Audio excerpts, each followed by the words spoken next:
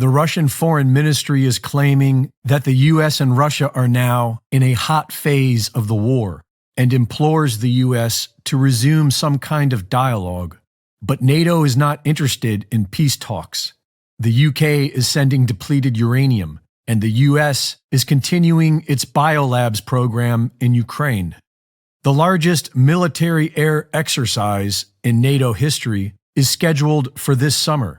They have to call it an exercise, otherwise NATO would have to admit that they are at war with Russia. Starting next month, thousands of NATO troops will create a united front in Europe against Russia. The U.S. has been exposed for destroying the Nord Stream 2 pipeline, and America's facade of a moral high ground is quickly fading. The Pentagon leaks say that Ukraine is losing the war. Both sides have threatened the nuclear option, and the Ukrainians have already attacked a nuclear power plant. We are one desperate action away from a nuclear war with Russia. China is now simulating precision strikes on key targets on Taiwan, and the moment they invade, the U.S. will go to war with China. The Uniparty and the media have been focusing on China for several weeks now, and U.S. Senator Lindsey Graham is already prepared to start sending troops. But the Department of Defense is warning that the U.S. doesn't have enough munitions to fight China. The millions of rounds of ammunition that the U.S. has sent to Ukraine has drained stockpiles, which will take years to replenish, making it an opportune moment for the CCP to invade.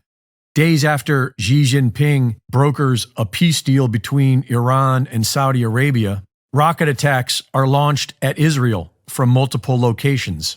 Last week, in response, Israel launched attacks against Lebanon, Gaza, and Syrian military targets.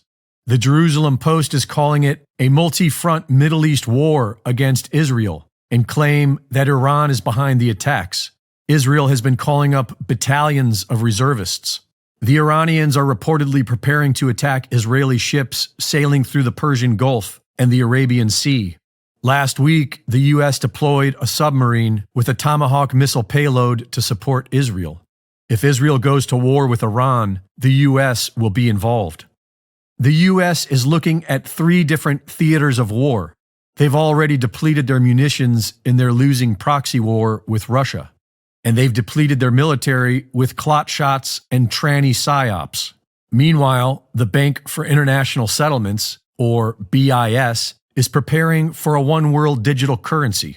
The BIS was created in 1930 to centralize the central banks. Project Icebreaker is the BIS plan to control all international transactions between central bank digital currencies, similar to what FedNow is planning to do in America on the national level.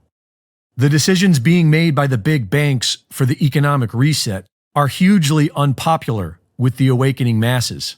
But these criminal big banks have 3 catastrophic wars to launch as smokescreens while they eliminate their opposition and write the history books of tomorrow.